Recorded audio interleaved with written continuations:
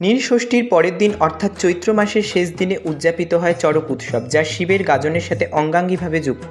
এর মূল উদ্দেশ্য হল নববর্ষকে অভ্যর্থনা জানানো এবং ধরিত্রী দেবীর আশীর্বাদে কৃষি জমির ফলন শক্তি বৃদ্ধি করা।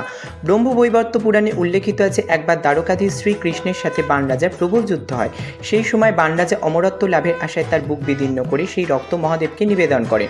মহাদেব তার তপস্যায় সন্তুষ্ট হয়েছিলেন। এরপর থেকেই চড়ক পূজার সূচনা। তবে এর মূল কাণ্ডারি ছিলেন সুন্দরানন্দ ঠাকুর। তার দ্বারাই চড়ক উৎসবের মাহাত্ম্য গ্রাম থেকে গ্রামাঞ্চলে ছড়িয়ে পড়ে।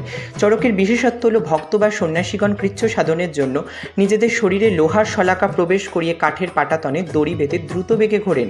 এছাড়াও কাটা গাছে ঝাঁপ দিয়ে কিংবা কখনো জিওবাতে বাণ ফুটিয়ে বা অগ্নিতে নৃত্য করে মহাদেবকে ভক্তি অর্ঘ্য প্রদান করেন।